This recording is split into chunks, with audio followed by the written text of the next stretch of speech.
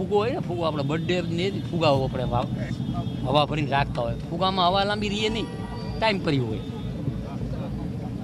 ફુગામાં હવા ન રહી. ટાયર હોય ને, ટાયર વગણવાના ટાયર હવે આવી ગયા, એટલે બધા વગણવાના ટાયર વાળા એટલે ગમે એટલા ટન ગાડી હોય ને તો એમાં તો એ બધું ફુગાય. જેને જે કરવું એ કરે. ચૂંટણી નજીક આવતા જ પક્ષના આંતરિક ડખા અને નેતાઓ વચ્ચેની સ્પર્ધા એ ચરમ પર પહોંચી જતી હોય છે. કોંગ્રેસના કકડાટની આપણે ખૂબ વાતો કરી, ભાજપના ભડકાની પણ વાતો કરતા હોઈએ છીએ. અને આજે વાત કરવાની છે મોરબીમાં જે રીતના નેતાઓના બે જે જૂથ છે એ આમને સામને આવ્યા છે. મંત્રી અને નેતાઓ વચ્ચેના જે ડખા છે એ જાહેર મંચ પર દેખાયા છે. નમસ્કાર, આપની સાથે હું છું પાયલ.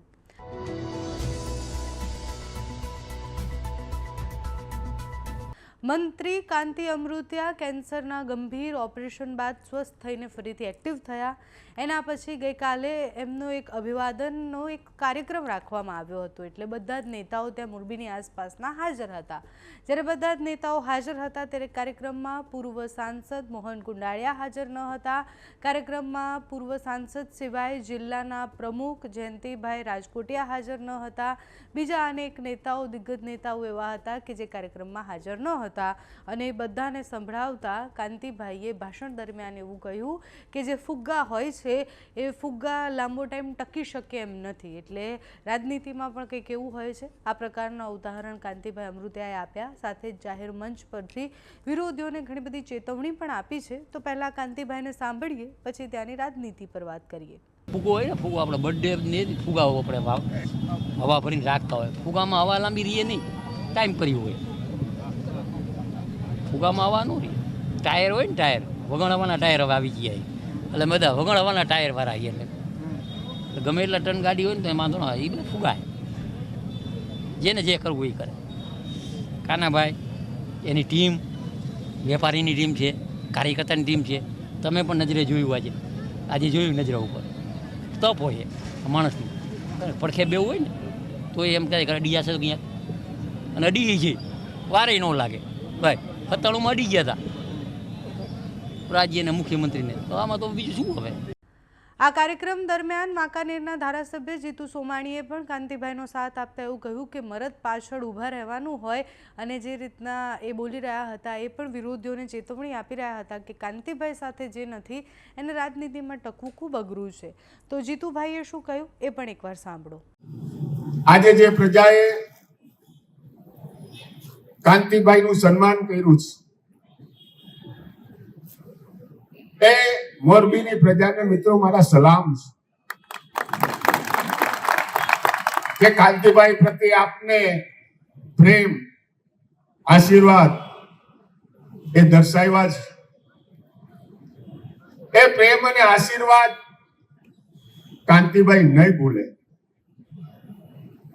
કાંતિભાઈ એક મળદ માણસ.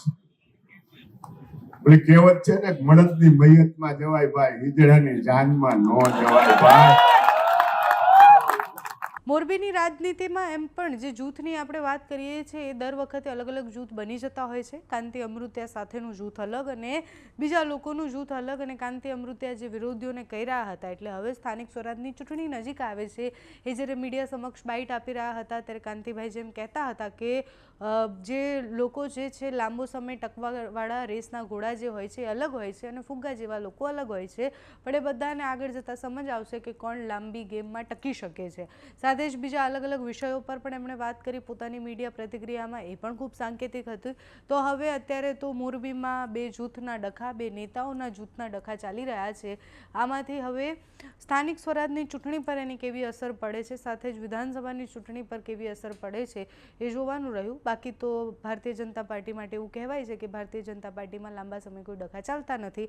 અને ડખા ચાલતા પણ હોય તો એ જલ્દી સોલ્વ થઈ જાય છે. ગાંધીનગર કમલમમાંથી એક ફોન આવવાની રાહ છે, પછી સમાધાન સ્થાનો પણ જલ્દી થઈ જાય છે, પણ આંતરિક ડખામાં તો જે પદ આપવાની વાત હોય કે પછી પોતાના ગમતા લોકોને ટિકિટ આપવાની વાત હોય એ મુદ્દે જ વધારે ડખા થતા હોય છે. અત્યારે તો ભારતીય જનતા પાર્ટી મોરબીમાં ડખા શરૂ થયા છે. આગળ જતાં એને સોલ્વ કેવી રીતના કરવામાં આવે છે, નવા પ્રદેશ અધ્યક્ષ પર પણ ઘણી બધી જવાબદારીઓ છે. આ બધા ડખાઓ અને આ રીતના જે નેતાઓ આમને સામને આવે છે એ જે જૂથને એક કરી અને પછી ત્યાંથી મત કેવી રીતના કાઢવા એ પણ મોટો પ્રશ્ન હોય છે. અત્યારે મોરબીમાં જે થઈ રહ્યું છે એના બીજા સમાચાર અમારા સુધી પહોંચશે, તમારા સુધી પહોંચાડતા રહીશું એ માહિતી. તમારું આ વિષય પર શું માનવું છે? જો તમે મોરબીની આસપાસના છો તો એ રાજનીતિમાં તમને શું લાગે છે કે કયું જૂથ વધારે મજબૂત છે, અમને કમેન્ટ્સમાં જણાવજો. અત્યારે આ વિડીયોમાં બસ આટલું. જો તમે અમને યુટ્યુબ પર જોઈ રહ્યા હોય તો સબસ્ક્રાઈબ કરજો, ફેસબુક પર જોઈ રહ્યા હોય તો ફોલો કરજો, અમારા વિડીયોને લાઈક અને શેર કરજો.